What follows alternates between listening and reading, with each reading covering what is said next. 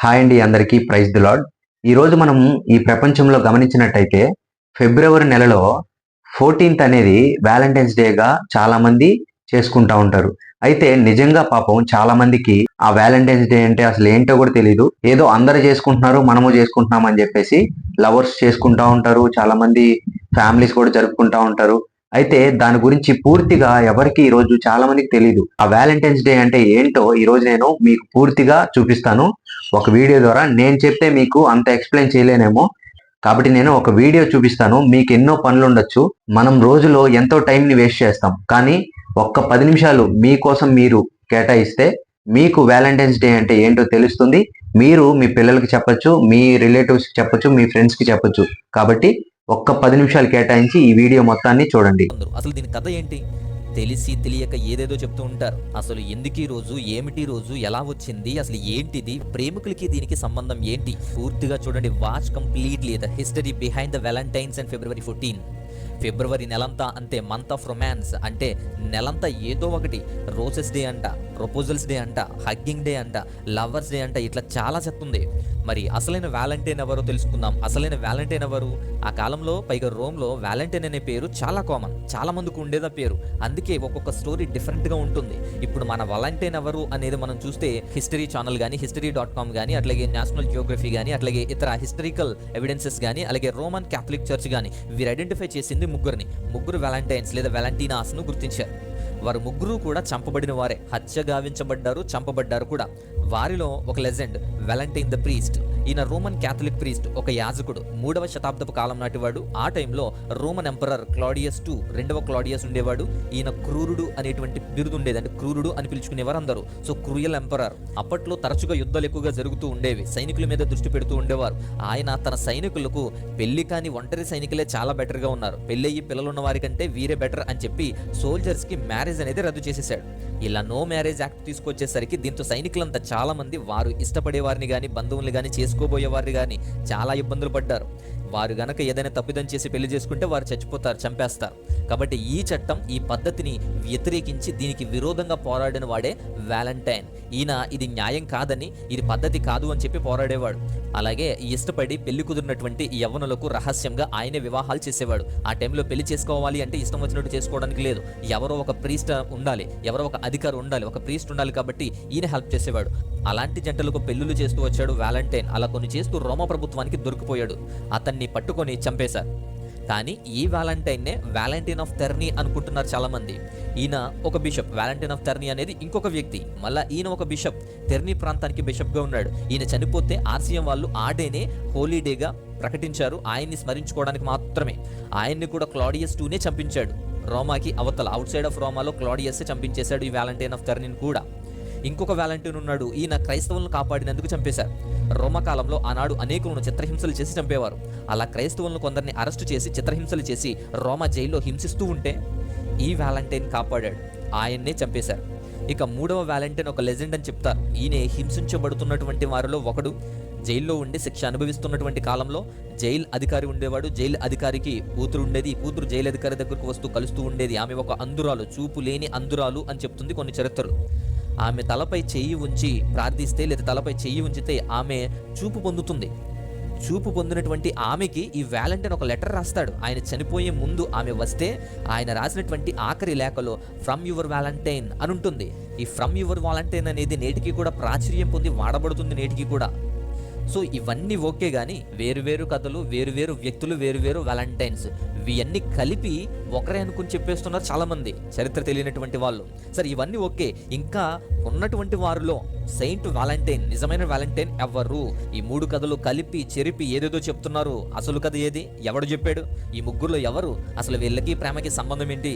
ఎవడు దీనిలో ప్రేమించింది? ఎవడు చెప్పాడు ప్రేమించాడని? జైలు అధికారి కూతురికి కార్డు ఇచ్చాడు కదా అంటారు. ఆ టైంలో కార్డ్స్ అనేవి కామన్. అసలు ప్రేమించినట్టు ఎక్కడుంది? ఎవరు ప్రేమించారు?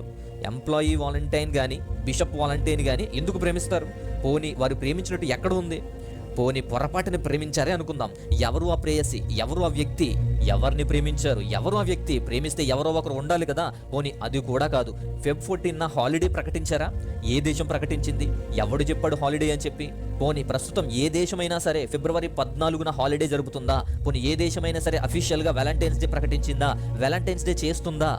ఆలోచించండి. క్లారిటీ లేదు, అఫీషియల్ డే కాదు, హాలిడే అసలు కాదు, ప్రేమికుల రోజు అసలు కాదు. అలాంటిది ఆర్సీఎం వాళ్ళు లేదా రోమా వాళ్ళు అంటూ క్రిస్టియన్స్కి లింక్ పెడతారేంటి?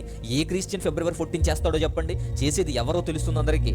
మీ స్వార్థం కోసం, మీ ప్రేమ వ్యవహారాల కోసం ఏదో ఒక రోజు దొరికింది కాబట్టి ప్రేమలు, ముద్దులు, హగ్గులు, గిఫ్ట్లు, ప్రపోజల్స్తో మీ ఇష్టం వచ్చినట్టు మీ డ్రామాలు మీరు చేసుకొని మళ్ళీ దీనికి వ్యాలంటైన్ పేరు. సిగ్గుండాలి.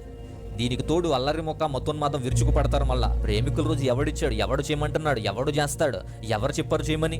మళ్ళీ రోజ్ డే అంట, రొమాన్స్ డే అంట, ప్రపోజల్స్ డే అంట, మీ ఇష్టం.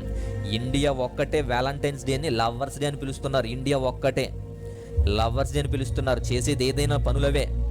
వ్యాలంటైన్స్కి తెలియదు, అసలు ప్రేమకి సంబంధం లేదు, లవర్స్కి సంబంధం లేదు, ఎక్కడ అఫీషియల్గా చేయరు, ఏ దేశమో ప్రకటించలేదు. ఇవేమీ లేకపోయినా చేసేటువంటి పనులు బట్టి, యవనస్తులు చేసే పనులు బట్టి ఎంత ప్రాచుర్యం పొందిందో ఈ రోజు గుర్తుపెట్టుకోండి. దీనికి వ్యాలంటైన్ అనే పేరు. మళ్ళీ ఎవరో పోప్ గెలాసియస్ I అనేటువంటి వ్యక్తి పెట్టాడు అంటున్నారు. ఈ వ్యాలంటైన్స్ డేని అతనే పెట్టాడు, ఆర్సీఎం చర్చ్ వాళ్ళు పెట్టారు అంటున్నాడు.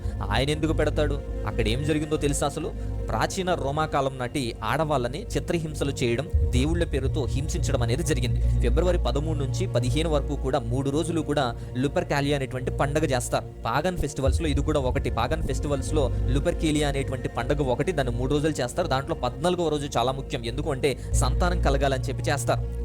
మగ అయినా ఆడదాన్ని బట్టే పుడతాడు, ఆడబిడ్డ అయినా సరే తల్లిని బట్టే పుడతాడు, అసలు సంతానమే ఆడదాన్ని బట్టి వస్తుంది అని చెప్పి బలంగా నమ్మేవారు వాళ్ళు. ఈ లూపర్కేలియాలో భాగంగా ఒక మేకపోతుని, ఒక కుక్కని బలిస్తారు. మేకేమో సంతానం కోసం, కుక్కేమో విముక్తి కోసం. దాన్ని ఊరేగించి ఆడవాళ్ళు పూజించిన తర్వాత మేకని, కుక్కని బలిచ్చి చంపేసి వాటి రక్తముతో పొడవాటి కొరడాల వంటి తాళ్ళు ముంచి బట్టలు లేకుండా ఆడదాన్ని నుంచోబెట్టి ఆ తాళ్లతో కొడతారు. అలా కొడితే సంతానం కలుగుతుంది అని వారి నమ్మకం. అలాగే రక్తం కూడా తాగుతారు కూడా. ఈ దరిద్రం ఇండియాలో కూడా లేకపోలేదు. ఇండియాలో కూడా లేదా? మేకపోతును బలి ఇచ్చే రక్తం తాగడం లేదా? గ్రామాల్లోనూ జాతరలోనూ జరిగేవే కదా. అలాంటి మూఢనమ్మకమే అక్కడ కూడా ఉంది. ఆడవాళ్ళంతా వరుస క్రమంలో తాగి కొట్టించుకుంటూ సంతానం వస్తుందేమో అని చెప్పి నానా చిత్రహింసలు భరిస్తారు. అదే పాగన్ రిచువల్ అని చెప్పి పాగన్ పండుగతో అనేది జరుగుతుంది. అలాంటి దురాచారాలు ఎక్కువ అవుతుంటే క్రైస్తవులు అడ్డుకునేవారు, తప్పు అని చెప్పేవారు. దీనికి మన వాళ్ళు పెడుతున్న పేరు మతం మార్చడం. అనాదిగా ఎన్నో దురాచారాలు రూపు మార్చి, దురాచారాలను అడ్డుకొని మానవత్వాన్ని చూపించి మానవ సిద్ధాంతాలను చెప్పినటువంటిది క్రైస్తవులని మర్చిపోకూడదు. సతీ సహగమనం, దేవదాసి వ్యవస్థ, చేతబడి, ఇంకా అనేకమైన దురాచారాలు, మూఢనమ్మకాలు అడ్డుకుంటుంటే మాత్రం వారు మంచి సంఘ సంస్కర్తలు. అదే పని క్రైస్తవులు చేస్తే మాత్రం అది మత ప్రచారం, మత మార్పిడి అవుతుంది ఇక్కడ. అలాంటి దురాచారాలు ఫిబ్రవరి 14న జరిగేవి కాబట్టి ఆ పాగన్ రిచువల్స్ నుంచి ప్రజలను కాపాడడానికి ప్రయాసపడ్డారే తప్ప వాళ్ళేమి వ్యాలంటైన్స్ డేని ఏం పెట్టుకోలేదు. చాలా మంది తెలిసి తెలియక చేసేసి వీడియోలు ఏదో పెట్టేసి జనాలను ఫూల్స్ చేస్తున్నారు, పిచ్చోళ్ళని చేస్తున్నారు. తర్వాత పోప్ గెలాసియస్ I అనేవి ఇవి చూసి అడ్డుకున్నారు. ఆ ప్రయత్నం చేసేవారు కానీ ఆగేవారు కదా వాళ్ళు. బట్టలు ఓడదీసి కొడుతూ ఉంటే క్రైస్తవులు బట్టలు వేసి కప్పేవారు అని చెప్పి లెన్స్కీ అనేటువంటి ఒక రచయిత రాసేవాడు కూడా. చరిత్రలో కూడా ఇలాంటి విషయాలు చాలా మంది రాశారు. అలాంటి దురాచారాల్ని అడ్డుకొని కాపాడేవారు. అదే టైంలో నార్మన్స్ అని ఉండేవారు. ఈ నార్మన్స్ ఏం చేసేవారంటే ఈ గెలాటిన్స్ డే అని చెప్పి చేసేవారు. అంటే గెలాటిన్ అంటే లవర్ ఆఫ్ ఉమెన్. సో సంరక్షించేటువంటి, స్త్రీలను కాపాడి దురాచారాలను దూరం చేసినందుకు ఆ రోజు జరిపేవారు ఆయన పేరు మీద. సో ఈ గెలాటియన్స్ డేనే వ్యాలంటైన్స్ డే అంటూ కన్ఫ్యూజ్ అయ్యి చేస్తున్నారు అనే వాదనలు కూడా ఉన్నాయి. అదే వ్యాలంటైన్స్ డేగా వచ్చింది, అదే వ్యాలంటైన్స్ గా చూస్తున్నారు అందరూ. అది అసలు కదా. ఎవరో పోప్ గెలాసియస్ పెట్టేశారు, వ్యాలంటైన్స్ డే జరుపుతున్నారు అంటున్నారు. క్రైస్తవుల్లో కానీ, ఆర్సీఎం చర్చెస్ లో కానీ, లేకపోతే ఇంకెక్కడైనా కానీ, వేరే దేశాల్లో కానీ అఫీషియల్ గా ఎక్కడ జరగదు, ఎవరో పెట్టలేదు, ఎవరు కూడా చెయ్యరు, చెయ్యమని చెప్పరు. 3rd and 4th centuries లో 3వ శతాబ్దం 4వ శతాబ్దంలో ఇవేం లేవు. ఈ దరిద్రం అంతా లేదు. జరిగిన కథలన్నీ అప్పటివే. అయినప్పటికీ ఆ టైంలో లేదు. తర్వాత మెల్లగా వ్యాపారాలు వచ్చే కొలది 18th centuryకి వచ్చేటప్పటికి చాలా ప్రాచుర్యం పొంది బాగా ఫేమస్ అయిపోయింది. ఒక మూలం లేదు, ఒక వ్యక్తి కాదు, ఒక అఫీషియల్ అంతకన్నా కాదు. అలాంటి డే ఇది. ఎవరికి నచ్చినట్టు వారు చేస్తున్నారు, చెప్తూ ఉన్నారు. హిస్టరీ కూడా ఏ క్లారిటీ కూడా ఇవ్వలేదు. దీన్ని బేస్ చేసుకుని ఇవన్నీ చేస్తున్నారు. మరి ఎందుకు ఎంతలా వ్యాపించింది అంటే వ్యాపారం. హార్ట్ సింబల్ అని చెప్పి హార్ట్ని చూపిస్తారు. రెడ్ కలర్లోని ఎందుకు ఉంటుంది? అసలు ఏంటి అంటే అది హార్ట్ కాదు, హార్ట్ అలా ఉండదు, అది హార్ట్ సింబల్ కాదు. ఫీమేల్ పాగన్ లుపర్కేలియా చేసేటువంటి తర్వాత రోజుల్లో మెల్లమెల్లగా అమ్మాయిల పేర్లు లెటర్స్లో రాసి ఒక పెద్ద బిల్లెట్స్లో వేస్తారు. దాన్ని లవ్ నోట్స్ అంటారు. రోమ్లో ఉన్నటువంటి మగవాళ్ళు అవి తీసి ఎవరి పేరు వస్తుందో వారు ఆ లుపర్కేలియా రోజుల్లో లేదా ఇంకా ఎక్కువ వారితో సెక్చువల్గా ఉంటారు, వారితో సంభోగిస్తారు, వారితో ఇష్టం వచ్చినట్టు ఉంటారు. కాబట్టి ఆ సింబల్నే అది. అందుకే అది రెడ్ కలర్లో ఉంటుంది. దాని అర్థం బ్లూడ్, ఆడవారి రక్తం, రక్తం అని సింబల్ అది. సో సింబల్ అది. ఆ సింబల్ని తీసుకొచ్చి ప్రేమ అంటున్నారు చండాలంగా. నేడు అది చాలా కామన్ అయిపోయింది. అది ఓపెన్ సెక్సువల్ ఇన్విటేషన్.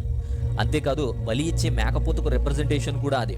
ఇలాంటి చెడ్డ ఆచారాలు పెరుగుతున్నాయనే రోమా ప్రజలు ఇబ్బంది పడ్డారు. ఆ దరిద్రం నుంచి కాపాడడానికి ఆనాటి బిషప్లు ప్రయత్నం చేశారు. రచయితలు వారి కథల్లో రొమాంటిక్గా మారుస్తూ వ్యాలంటైన్ పేర్లు ప్రస్తావించడం మొదలుపెట్టిన తర్వాత వారి యొక్క రచనలన్నీ కూడా రొమాంటిక్గా మారడం ద్వారా ఇవి పుట్టుకొచ్చాయి తప్ప ఎవరు చేయలేదు, ఎవరు పెట్టలేదు. 1415లో చార్లెస్ అనేటువంటి వ్యక్తి తన భార్యకి ఈ యొక్క టవర్ ఆఫ్ లండన్లో ఉన్నప్పుడు రాశాడు, I'm already sick of love my very gentle valentine అనేటువంటిది రాశాడు. అంతే, ఇంకా అందరికీ స్టార్ట్ అయ్యింది.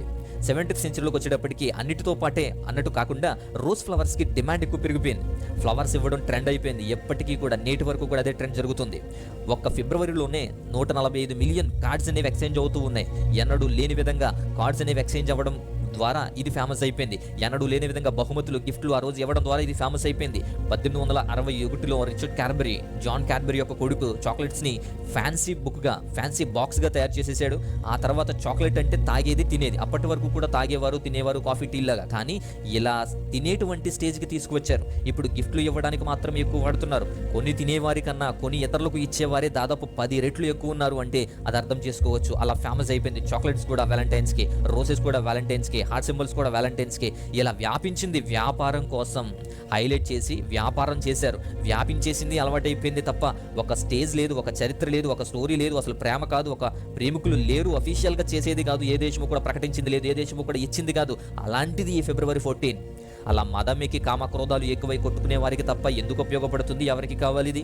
మళ్ళీ దీనికి ప్రేమ అనే పేరు. ఆ పేరు ఎలా ఉండడం వల్లే తల్లి మీద ప్రేమ కనబడడం లేదు, కనుమరుగైపోతుంది. తండ్రి మీద ప్రేమ అర్థం కావడం లేదు, తోబుట్టువుల మీద ప్రేమ కనబడటం లేదు, భార్యాభర్తల ప్రేమకు విలువ ఉండటం లేదు, స్నేహితుల ప్రేమ, బంధువుల ప్రేమ అవసరం లేకుండా పోయింది. సమాజంలో ఉన్న మంచి ప్రేమ అసలు ప్రేమ లిస్టులోనే లేదు, ప్రేమ కాకుండా పోయింది. అలా తయారయ్యింది.